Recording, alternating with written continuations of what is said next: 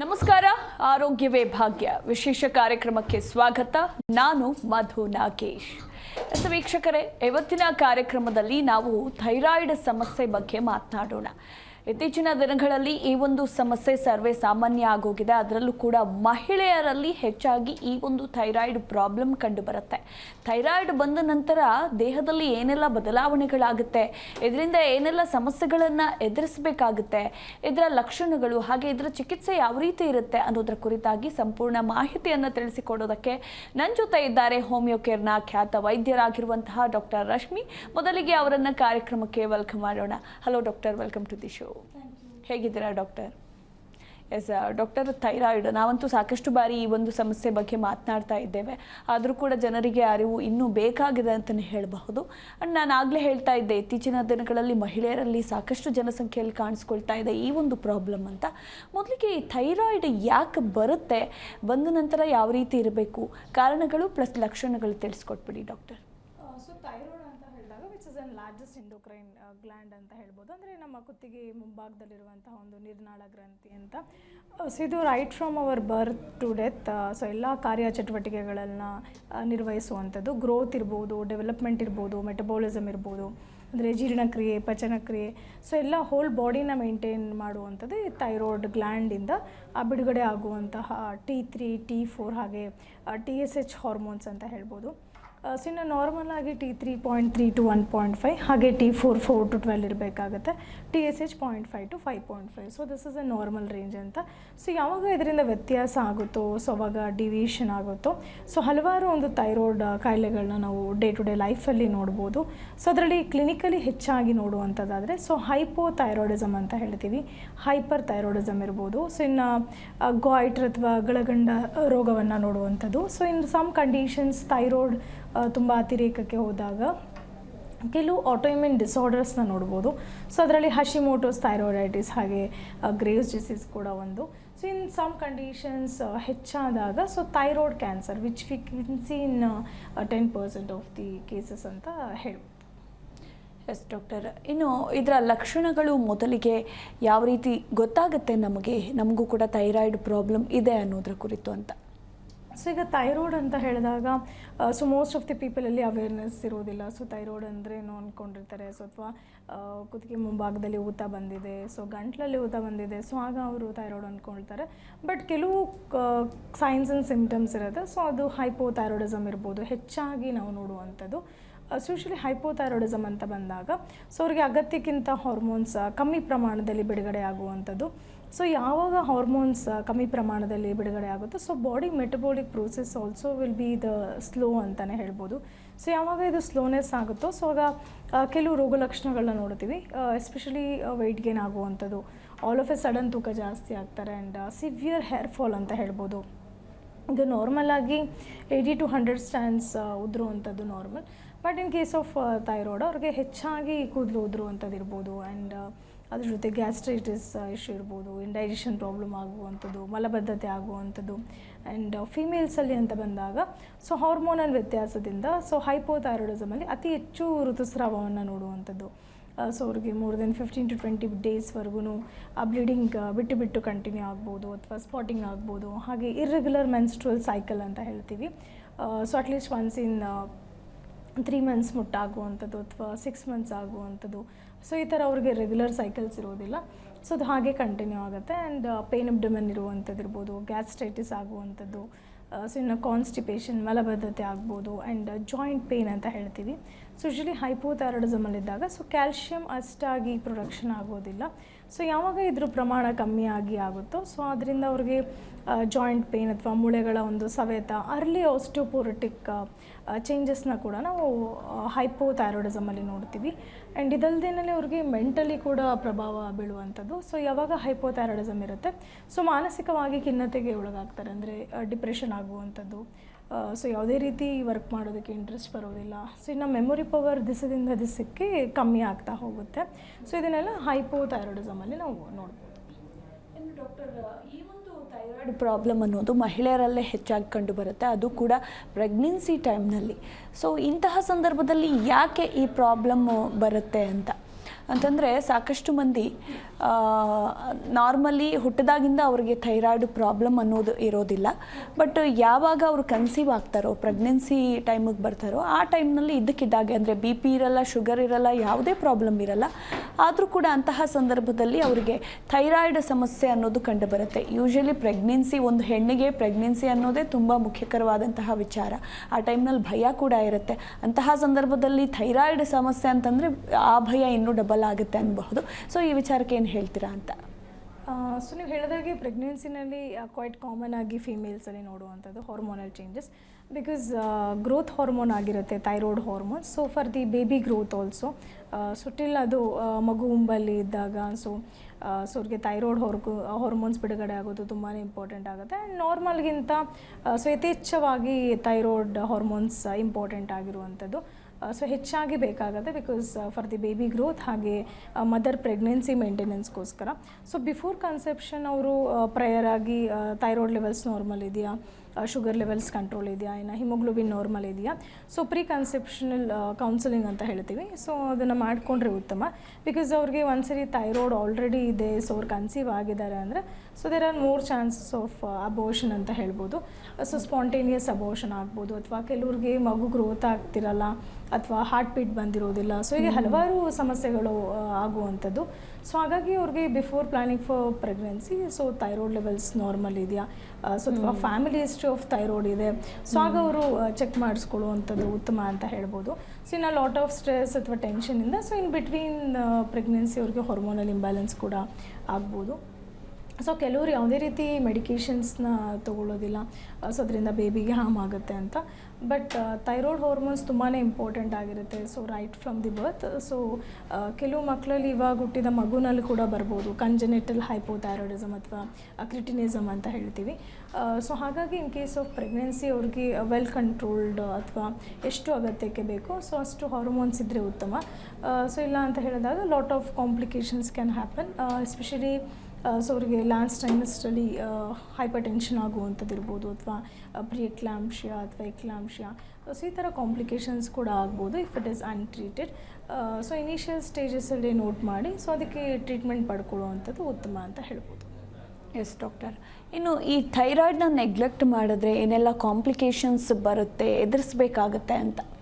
So ಈಗ ಹೈಪೋಥೈರಾಯ್ಡಿಸಮಲ್ಲಿ ಹೆಚ್ಚಾಗಿ more of weight gain ಅಥವಾ ಹೇರ್ ಫಾಲ್ ಈ ಥರ ನೋಡಿದಾಗ so other case of thyroid ಅಂತ ಹೇಳಿದ್ರೆ ಸೊ ಹೈಪರ್ ಥೈರಾಯ್ಡಿಸಮ್ ಅಂತ ಹೇಳ್ತೀವಿ. ಸೊ ಹೈಪರಲ್ಲಿ ಹೆಚ್ಚಾಗಿ over secretion of thyroid hormones ಅಥವಾ ಅಗತ್ಯಕ್ಕಿಂತ ಅತಿ ಹೆಚ್ಚಾಗಿ ಹಾರ್ಮೋನ್ಸ್ ಅವರಲ್ಲಿ ಬಿಡುಗಡೆ ಆಗ್ತಾ ಇರುತ್ತೆ. ಸೊ ಯಾವಾಗ ಓವರ್ ಪ್ರೊಡಕ್ಷನ್ ಆಗುತ್ತೋ ಸೊ ಅವರಲ್ಲಿ ಸಡನ್ನಾಗಿ ವೆಯ್ಟ್ ಲಾಸ್ ಆಗುವಂಥದ್ದು, ಆ್ಯಂಡ್ ಎದೆ ಬಡಿತ ತುಂಬ ಜೋರಾಗುತ್ತೆ, ಹಾರ್ಟ್ ಬೀಟ್ ಹೆಚ್ಚಾಗ್ತಾ ಹೋಗುತ್ತೆ, ಆ್ಯಂಡ್ ಆ್ಯಂಗ್ಸೈಟಿ ಡಿಸಾರ್ಡರ್ಸ್ ಅಂತ ಹೇಳ್ತೀವಿ. ಸೊ ಅವ್ರಿಗೆ ಯಾವುದೇ ರೀತಿ ಒಂದು ಡಿಸಿಷನ್ಸ್ ಮೇಕಿಂಗ್ ಕೆಪಾಸಿಟಿ ಇರೋದಿಲ್ಲ, ಸಿವಿಯರ್ ಆ್ಯಂಗ್ಸೈಟಿ ಅಥವಾ ನರ್ವಸ್ನೆಸ್ ಆಗುವಂಥದ್ದು, and it can lead to IBS like problem, more of irritable bowel syndrome ಅಂತ ಹೇಳ್ತೀವಿ. ಸೊ ಸಡನ್ನಾಗಿ ಅವ್ರಿಗೆ ಲೂಸ್ ಸ್ಟೂಲ್ಸ್ ಆಗುವಂಥದ್ದು, ಆ್ಯಂಡ್ ಭಯ ಇರ್ಬೋದು, ಗಾಬರಿ ಇರ್ಬೋದು, ಆತಂಕ ತುಂಬ ಯಥೇಚ್ಛವಾಗಿ ನಾವು ನೋಡುವಂಥದ್ದು ಸೊ ಈ ಹೈಪರ್ ಥೈರಾಯ್ಡಿಸಮಲ್ಲಿ. And along with that so ಕೆಲವರಲ್ಲಿ ಸೊ ಮೆನ್ಸ್ಟ್ರಲ್ ಇರೆಗ್ಯುಲಾರಿಟೀಸ್ ತುಂಬಾ ಆಗ್ಬೋದು, ಎಗ್ ಡೆವಲಪ್ಮೆಂಟ್ ಇರೋದಿಲ್ಲ. ಸೊ ಯಾವಾಗ ಅಂಡಾಣು ಬೆಳವಣಿಗೆ ಇರೋದಿಲ್ಲ ಸೊ ಅವ್ರಿಗೆ ಮೆನ್ಸ್ಟ್ರಲ್ ಸೈಕಲ್ಸ್ ಕೂಡ ಇರೆಗ್ಯುಲರ್ ಆಗುವಂಥದ್ದು, ಅಥವಾ ಜಸ್ಟು ಸ್ಪಾಟಿಂಗ್ ಅಷ್ಟೇ ನೋಡ್ತೀವಿ, ಸೊ ಬ್ಲೀಡಿಂಗ್ ಕಂಟಿನ್ಯೂ ಆಗೋದಿಲ್ಲ. ಆ್ಯಂಡ್ ಮೋರ್ ಆಫ್ ಹೈಪೋರ್ ಥೈರಾಯ್ಡಿಸಮಲ್ಲಿ ಸೊ ಅವ್ರಿಗೆ ಕನ್ಸೆಪ್ಷನ್ ರೇಟ್ ಕೂಡ ಕಮ್ಮಿ ಆಗುವಂಥದ್ದು. ಸೊ ಈಸಿಲಿ ಕನ್ಸೀವ್ ಆಗೋದಕ್ಕೆ ಚಾನ್ಸಸ್ ಕಮ್ಮಿ, ಎಗ್ ಡೆವಲಪ್ಮೆಂಟ್ ಇರೋದಿಲ್ಲ, ಅಂಡಾಣು ಬೆಳವಣಿಗೆ so usually 18 to 24 mm size ಇರಬೇಕಂತ ಹೇಳ್ತೀವಿ. ಬಟ್ ಇನ್ ಕೇಸ್ ಆಫ್ ಅವರು ಥೈರಾಯ್ಡಿಂದ ಸಫರ್ ಆಗ್ತಿದ್ದಾರೆ, ಹೈಪರ್ ಇರ್ಬೋದು ಅಥವಾ ಹೈಪೋಥೈರಾಯ್ಡಿಸಮ್ ಇದ್ದಾಗ ಸೊ ಅಷ್ಟಾಗಿ ಅಂಡಾಣು ಬೆಳವಣಿಗೆ ಆಗೋದಿಲ್ಲ. So that can lead to PCOD like symptoms. So ಗರ್ಭಾಶಯದಲ್ಲಿ ನೀರಿನ ಗುಳ್ಳೆ ಕೂಡ ಆಗ್ಬೋದು, and early they can become diabetic also. ಹೀಗೆ ಹಲವಾರು ತೊಂದರೆಗಳನ್ನ ನಾವು ನೋಡ್ಬೋದು. ಎಸ್ ಡಾಕ್ಟರ್, ಇನ್ನು ಈ ಥೈರಾಯ್ಡ್ ಪ್ರಾಬ್ಲಮ್ ಅನ್ನೋದು ಒಂದು ಬಾರಿ ಬಂದುಬಿಟ್ರೆ ಲೈಫ್ ಲಾಂಗ್ ಹಾಗೇ ಇರುತ್ತಾ? ಸೊ ವಾಸನೆ ಆಗೋದಿಲ್ವ ಸಂಪೂರ್ಣವಾಗಿ ಅಂತ? ಸೊ ಅಗೇನ್ ಇಟ್ ಡಿಪೆಂಡ್ಸ್ ಅಂತ ಹೇಳ್ಬೋದು. ಈಗ ಥೈರಾಯ್ಡ್ಸಲ್ಲಿ ಹಲವಾರು ಟೈಪ್ಸ್ನ ನೋಡ್ತೀವಿ. ಹೈಪೋ ಆ್ಯಂಡ್ ಹೈಪರ್ ಹೆಚ್ಚಾಗಿ ನೋಡುವಂಥದ್ದು. ಸೊ ಕ್ಲಿನಿಕಲಿ ನೋಡ್ಬೋದು. ಆ್ಯಂಡ್ ಸಬ್ ಕ್ಲಿನಿಕಲ್ ಹೈಪೋಥೈರಾಯ್ಡಿಸಮ್ ಅಂತ ಹೇಳ್ತೀವಿ, ಅಥವಾ ಥೈರಾಯ್ಡೈಟಿಸ್ ಇರ್ಬೋದು. ಸೊ ಬಾರ್ಡರ್ ಲೈನಲ್ಲಿ ಅವ್ರಿಗೆ ಯಾವಾಗಾದ್ರು ಒಂದು ಚೆಕಪ್ ಮಾಡಿಸ್ಕೊಳ್ಳೋಕೆ ಹೋಗಿರ್ತಾರೆ. ಸೊ ರುಟೀನ್ ಆಗಿ ಡಿಟೆಕ್ಟ್ ಆಗ್ಬೋದು. ಕೆಲವ್ರಿಗೆ ಯಾವುದೇ ರೀತಿ ಸಿಮ್ಟಮ್ಸ್ ಇರೋದಿಲ್ಲ. ಸೊ ಅದು ತುಂಬ ಜಾಸ್ತಿ ಆಗ್ತಿದೆ, ಹಾರ್ಮೋನ್ ಪ್ರೊಡಕ್ಷನ್ ಆಗ್ತಿಲ್ಲ ಅಂತ ಹೇಳಿದಾಗ so all of a sudden ಅವ್ರಿಗೆ ಸಿಮ್ಟಮ್ಸ್ ಜಾಸ್ತಿ ಕೂಡ ಆಗ್ಬೋದು. ಸಣ್ಣ ಗಾಯ್ಟ್ರ್ ಅಥವಾ ಗಳಗಂಡ ರೋಗ ಅಂತ ಹೇಳ್ತೀವಿ. ಸೊ ಹೆಚ್ಚಾಗಿ ಥೈರಾಯ್ಡ್ ಗ್ಲ್ಯಾಂಡ್ ಇನ್ಫೆಕ್ಷನ್ ಆಗಿ ಬರ್ಬೋದು. So it can be multiple gland ಅಥವಾ ಸಿಂಗಲ್ ಗ್ಲ್ಯಾಂಡ್ ಕೂಡ ಆಗ್ಬೋದು. ಯೂನಿನಾಡ್ಯುಲರ್ ಗಾಯ್ಟ್ರ್ ಅಂತ ಹೇಳ್ತೀವಿ. ಸೊ ಯೂನಿನಾಡ್ಯುಲರ್ ಗಾಯ್ಟ್ರ್ ಅಂತ ಹೇಳಿದಾಗ ಸಿಂಗಲ್ ನಾಡ್ಯೂಲ್ ಇನ್ವಾಲ್ವ್ಮೆಂಟ್ ಇರುತ್ತೆ.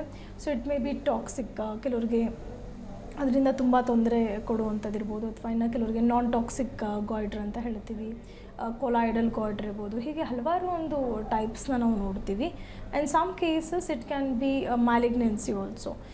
ಸೊ ಕೆಲವು ಕಂಡೀಷನ್ಸಲ್ಲಿ ಬಿನೈನ್ ಇರುತ್ತೆ. ಸೊ ಅದು ಯಾವುದೇ ರೀತಿ ತೊಂದರೆ ಕೊಡೋದಿಲ್ಲ. ಸೊ ಗಂಟ್ಲಲ್ಲಿ ಊತ ಕಾಣಿಸ್ಕೊಳ್ಳುವಂಥದ್ದು, ಅಥವಾ ಸೊ ಅವ್ರಿಗೆ ವಾಯ್ಸ್ ಚೇಂಜ್ ಆಗ್ಬೋದು, ಹಾರ್ಸ್ನೆಸ್ ಆಫ್ ದಿ ವಾಯ್ಸ್ನ ನೋಡ್ಬೋದು. ಸೊ ಇನ್ನು ನುಂಗೋದಕ್ಕೆ ಕಷ್ಟ ಆಗುವಂಥದ್ದು, ಇದೆಲ್ಲ ಸಿಮ್ಟಮ್ಸ್ನ ನಾವು ಗಾಯ್ಟ್ರ್ ಅಥವಾ ಗಳಗಂಡ ರೋಗದಲ್ಲಿ ನೋಡ್ಬೋದು. ಸೊ ಡ್ಯೂ ಟು ಅಯೋಡಿನ್ ಡೆಫಿಷಿಯನ್ಸಿಯಿಂದ ಇದು ಹೆಚ್ಚಾಗಿ ಕಾಣಿಸುತ್ತೆ. ಸೊ ಇನ್ ಸಮ್ ಕೇಸಸಲ್ಲಿ FNAC ಕೂಡ ಮಾಡಬೇಕಾಗುತ್ತೆ. ಬಿಕಾಸ್ 10% ಆಫ್ ದಿ ಕೇಸಸಲ್ಲಿ it can be thyroid cancer also.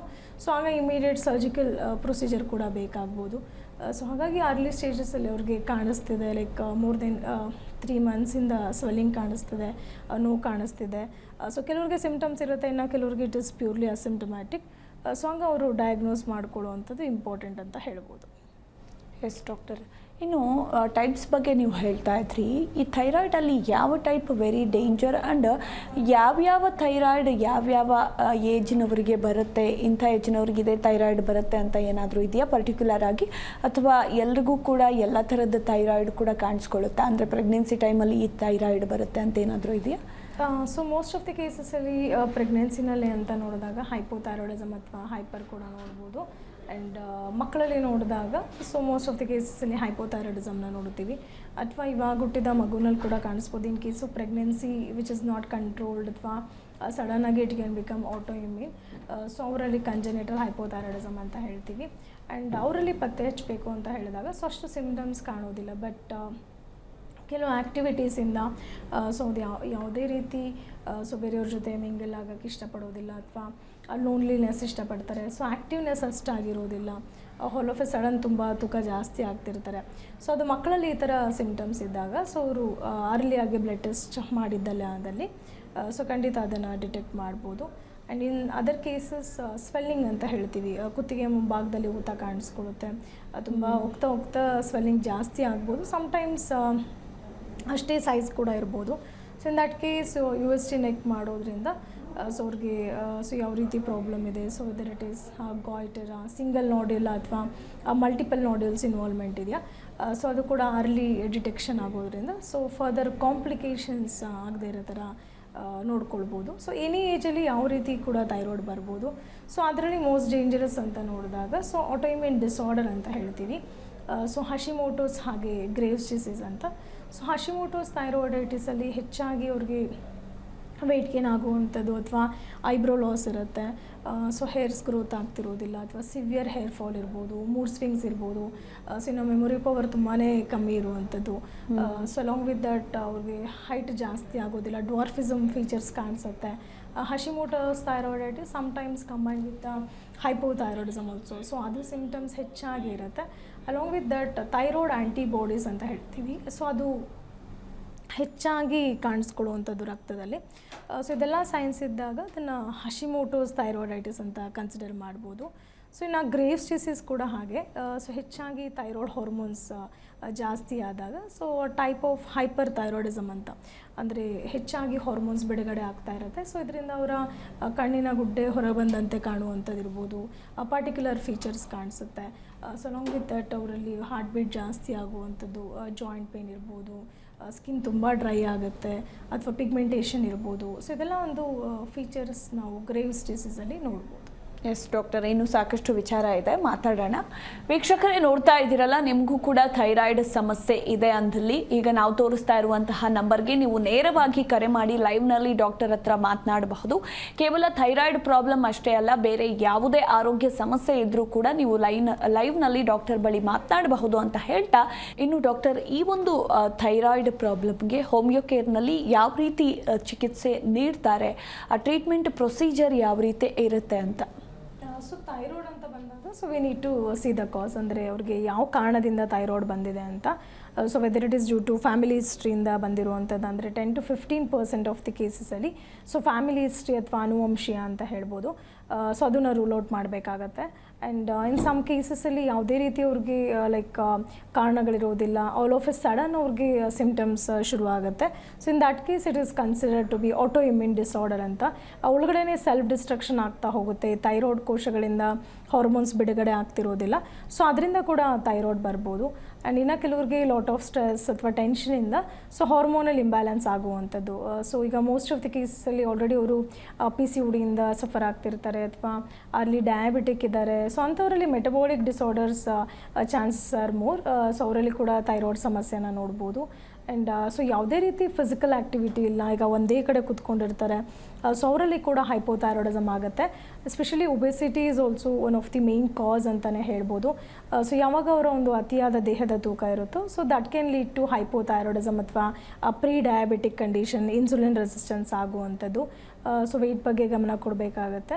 So ಯಾವಾಗ ವ್ಯತಿಯಾಗಿ ಒಂದು ದೇಹದ ತೂಕ ಆಗುತ್ತೋ ಸೊ ಅದರಿಂದ ಹಾರ್ಮೋನಲ್ ಚೇಂಜಸ್ ಆಗ್ಬೋದು, PCOD ಬರ್ಬೋದು, ಥೈರಾಯ್ಡ್ ಬರ್ಬೋದು. ಎಸ್ಪೆಷಲಿ ಫೀಮೇಲ್ಸಲ್ಲಿ they are more prone to ಅಂತಲೇ ಹೇಳ್ಬೋದು. ಆ್ಯಂಡ್ ಲ್ಯಾಕ್ ಆಫ್ ಫಿಸಿಕಲ್ ಆ್ಯಕ್ಟಿವಿಟಿಯಿಂದ ಕೂಡ ಇದು ಜಾಸ್ತಿ ಆಗುವಂಥದ್ದು. ಆ್ಯಂಡ್ ಮೋರ್ ಲೈಕ್ಲಿ ಹ್ಯಾಬಿಟ್ಸಿಂದಾಗಿ ಲೈಕ್ ಹೆಚ್ಚಾಗಿ ಬೆವರೇಜಸ್ ಇಂಟೇಕ್ ಇರುತ್ತೆ, ಲೈಕ್ ಕಾಫಿ ಇರ್ಬೋದು, ಹೆಚ್ಚಾಗಿ ತೊಗೊಳ್ತಿರ್ತಾರೆ. ಸೊ ಕೆಫೀನ್ ಇಂಡ್ಯೂಸ್ಡ್ ಗ್ಯಾಸ್ಟ್ರೈಟಿಸ್ ಅಂತ ಹೇಳ್ತೀವಿ, ಅಥವಾ ಮೋರ್ ಆಫ್ ಕೆಫೀನ್ ಇಂಟೇಕಿಂದ ಸೊ ಅವರ ಥೈರಾಯ್ಡ್ ಹಾರ್ಮೋನ್ಸ್ ಮತ್ತಷ್ಟು ಗಾಯ್ಟ್ರೋಜೆನ್ಸ್ ಆಗಿ ವರ್ಕ್ ಆಗುತ್ತೆ, ಅಷ್ಟಾಗಿ ಬಿಡುಗಡೆ ಆಗೋದಿಲ್ಲ. So that can also lead to hypothyroidism ಅಂತ ಹೇಳ್ಬೋದು. ಎಸ್ ಡಾಕ್ಟರ್, ಇನ್ನು ಈ ಥೈರಾಯ್ಡ್ ಪ್ರಾಬ್ಲಮ್ ಇರೋರ ಲೈಫ್ ಸ್ಟೈಲ್ ಹೇಗಿರಬೇಕು ಆ್ಯಂಡ್ ಇಲ್ಲದೇ ಇರೋರ ಲೈಫ್ ಸ್ಟೈಲ್ ಹೇಗಿರಬೇಕು ಅನ್ನೋದರ ಕುರಿತಾಗಿ ತಿಳಿಸ್ಕೊಡಿ.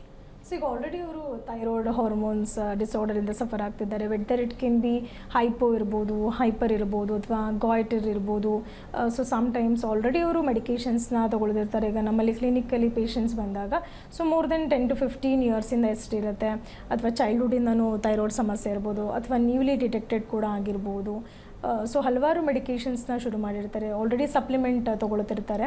ಸೊ ಯಾವಾಗ ಸಪ್ಲಿಮೆಂಟ್ ಮೆಡಿಕೇಷನ್ಸ್ನ ತೊಗೊಳ್ತಿರ್ತಾರೋ ಸೊ ಅವರ ದೇಹ ಕೂಡ ಅಡ್ಜಸ್ಟ್ ಆಗಿರುತ್ತೆ. ಸೊ ಯಾವಾಗ ಅವರ ಸಮಸ್ಯೆ ಜಾಸ್ತಿ ಆಗುತ್ತೋ ಸೊ ಅವರ ಡೋಸೇಜ್ ಕೂಡ ಜಾಸ್ತಿ ಆಗ್ಬೋದು, ಸಮಸ್ಯೆ ಕಮ್ಮಿ ಆದಲ್ಲಿ ಡೋಸೇಜ್ ಕೂಡ ಕಮ್ಮಿ ಆಗ್ಬೋದು.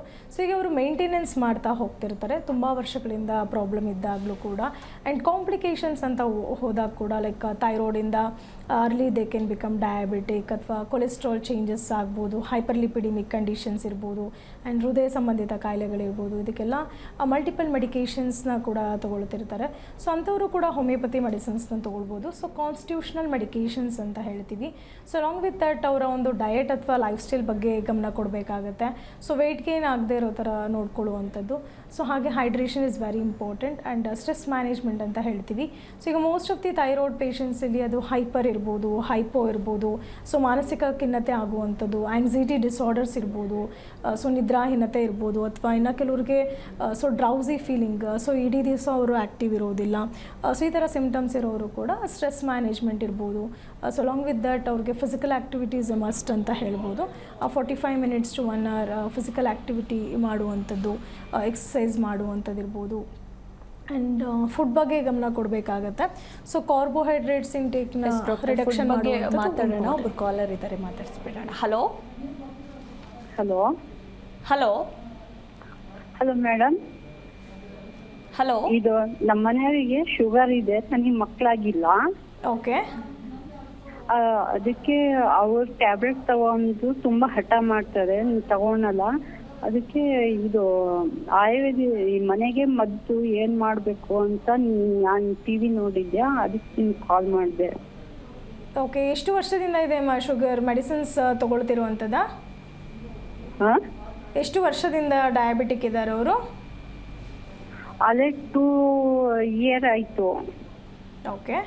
ಫಸ್ಟಿಂದ ನಾನು ಮದುವೆಕ್ಕಿಂತ ಮುಂಚೆ ಯಾವಾಗಿತ್ತೋ ಗೊತ್ತಿಲ್ಲ ನನಗೆ. ಮೊನ್ನೆ 2 ಇಯರ್ ಆಯ್ತು ಗೊತ್ತಾಗಿ. Okay, fine. ಈಗ ನೋಡಿ 2 ಇಯರ್ಸಿಂದ ನಿಮಗೆ ಸಮಸ್ಯೆ ಇದೆ ಅಂತ ಹೇಳ್ತಿದ್ದೀರಾ. ಸೊ ಒಂದ್ಸರಿ ನೀವು ನಿಮ್ಮ ರಿಪೋರ್ಟ್ಸ್ ಜೊತೆಗೆ ನಿಯರೆಸ್ಟ್ ಬ್ರ್ಯಾಂಚಿಗೆ ವಿಸಿಟ್ ಮಾಡಿ.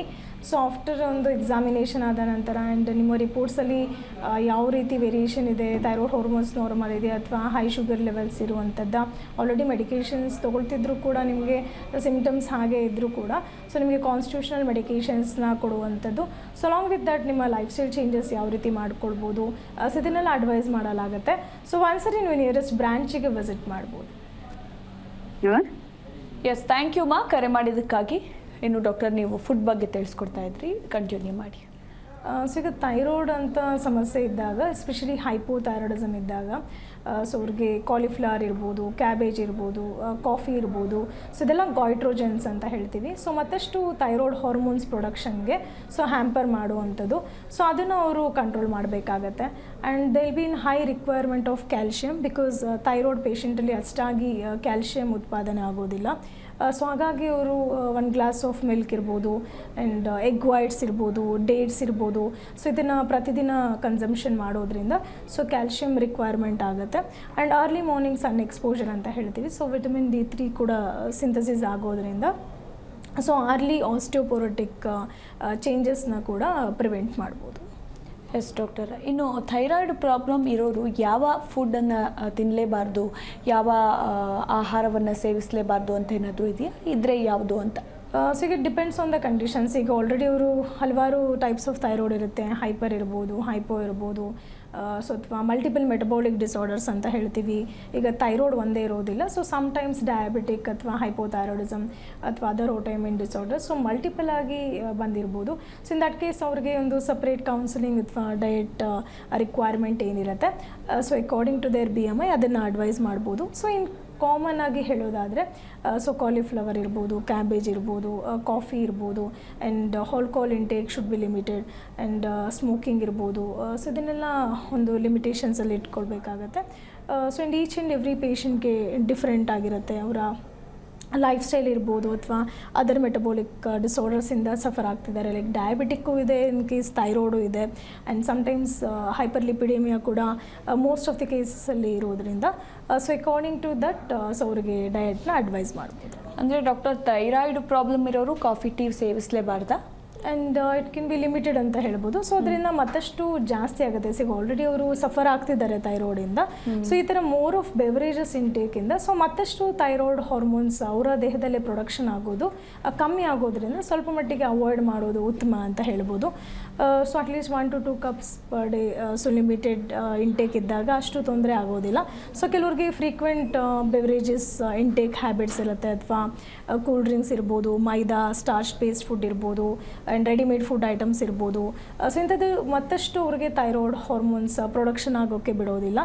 ಸೊ ಹೆಚ್ಚಾಗಿ ಆಗ್ತಾ ಇರುತ್ತೆ. And along with that lot of stress ಇರ್ಬೋದು, ಟೆನ್ಷನ್ ಇರ್ಬೋದು, lack of physical activity, sedentary lifestyle, so ಇದೆಲ್ಲ ಕಾಂಟ್ರಿಬ್ಯೂಟ್ ಆಗೋದ್ರಿಂದ so they need to maintain their lifestyle ಅಂತಲೇ ಹೇಳ್ಬೋದು. ಫಿಸಿಕಲ್ ಆ್ಯಕ್ಟಿವಿಟಿ, ಎಕ್ಸಸೈಸ್ ಇರ್ಬೋದು, ವ್ಯಾಯಾಮ ಇರ್ಬೋದು, and stress management through meditation. So ಇದೆಲ್ಲ ಮಾಡೋದ್ರಿಂದ ಸ್ವಲ್ಪ ಮಟ್ಟಿಗೆ ಕಂಟ್ರೋಲ್ ಇಟ್ಕೊಳ್ಬೋದು. ಎಸ್ ಡಾಕ್ಟರ್, ನಿಜಕ್ಕೂ ಕೂಡ ಥೈರಾಯ್ಡ್ ಬಗ್ಗೆ ಸಾಕಷ್ಟು ಮಾಹಿತಿಯನ್ನು ತಿಳಿಸಿಕೊಟ್ರಿ. Thank you so much. Thank you. Yes ವೀಕ್ಷಕರೇ, ನೋಡಿದ್ರಲ್ಲ, ಇದಾಗಿತ್ತು ಇವತ್ತಿನ ಆರೋಗ್ಯವೇ ಭಾಗ್ಯ ವಿಶೇಷ. ಹಾಗೆ ನಿಮಗೂ ಕೂಡ ಸಾಕಷ್ಟು ಆರೋಗ್ಯ ಸಮಸ್ಯೆ ಕಾಡ್ತಾ ಇದೆ ಅಂದಲ್ಲಿ ನಿಮ್ಮ ಹತ್ತಿರದ ಹೋಮಿಯೋ ಕೇರ್ಗೆ ವಿಸಿಟ್ ಕೊಡಿ ಅಂತ ಹೇಳ್ತಾ ನೋಡ್ತಾ ಇರಿ ಜಿ ಕನ್ನಡ ನ್ಯೂಸ್, ಸತ್ಯವೇ ಸುದ್ದಿಯ ಜೀವಾಳ. ವಾಸಿಯಾಗದ ಆರೋಗ್ಯ ಸಮಸ್ಯೆ ನಿಮ್ಮನ್ನ ಕಾಡ್ತಿದೆಯಾ? ಹಾಗಿದ್ರೆ ಚಿಂತೆ ಬಿಡಿ, ನಮ್ಮ ಹೋಮಿಯೋ ಕೇರ್ಗೆ ಬನ್ನಿ. ಹೋಮಿಯೋ ಕೇರ್ ಇಂಟರ್ನ್ಯಾಷನಲ್ ಹಲವು ಆರೋಗ್ಯ ಸಮಸ್ಯೆಗಳಿಗೆ ಸಿಗಲಿದೆ ಸೂಕ್ತ ಪರಿಹಾರ. ನೇರ ಭೇಟಿಗೆ ಸಂಪರ್ಕಿಸಿ 9550 001133 1800 10811212.